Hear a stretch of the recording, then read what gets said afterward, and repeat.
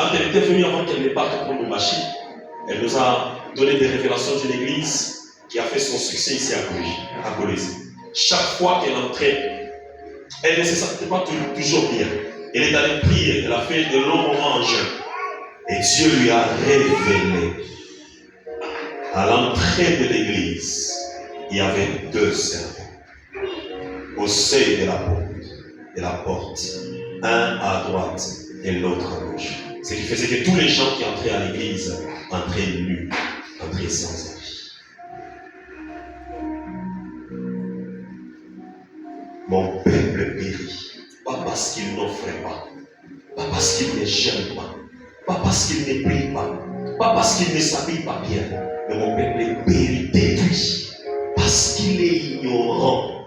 Est-ce que tu connais le rôle que Dieu t'a conféré en étant dans la famille où tu es? Est-ce que tu connais ta mission? Je vais aller plus loin. Il y a même des gens qui sont ici mais qui ne connaissent pas pourquoi ils sont ici. Des gens que j'appelle des dimanchards, qui viennent à l'église parce que c'est dimanche. Même si à l'onction, vous allez voir, si Dieu m'utilisait dans la puissance, il y aura des gens qui seront là indifférents, ils regardent des gens qui tombent à gauche, à droite, qui crient et tout, il est là. Il ne sera même pas impacté. Des chrétiens charnels, avec une faible spiritualité. Jamais tu ne domineras la sorcellerie de la famille.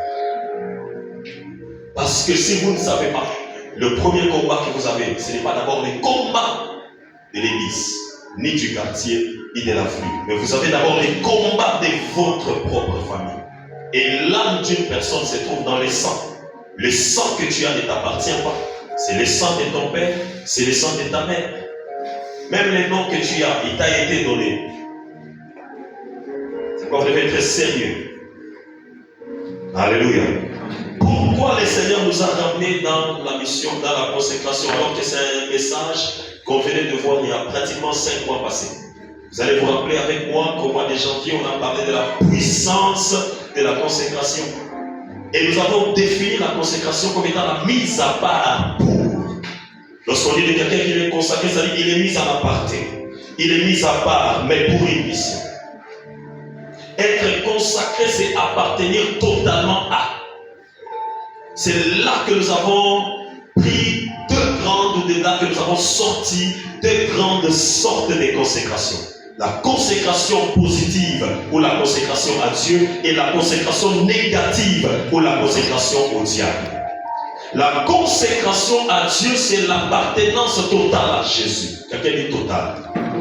Si tu es ici, tu prétends être consacré à Dieu, mais tu te masturbes, ta consécration est partielle. J'ai même dit quelque chose le vendredi, j'ai dit, nous commençons à voir comme si nous commençons à voir comme si les fils et filles du clavier satanique sont devenus plus puissants que nous les chrétiens.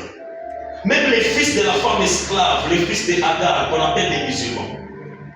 Parce qu'ils sont seulement consacrés en totalité à Allah. Et voyez-vous s'ils font leur prière qu'on appelle Dourou. C'est terrible, hein? Il n'y a que des chrétiens qui sont tellement dans la distraction au point où quelqu'un prétend être consacré, mais si vous allez chez lui, ma vitage, il y a bombe, ma vitage, il y a vin, mais comme tout est alliance, il sait que par montagne, même sans alcool à trouver mais lui boit. Et vous qui suivez vos maisons, parce que la belle famille est venue, parce que papa on a écouté, mais on a aussi un bombe.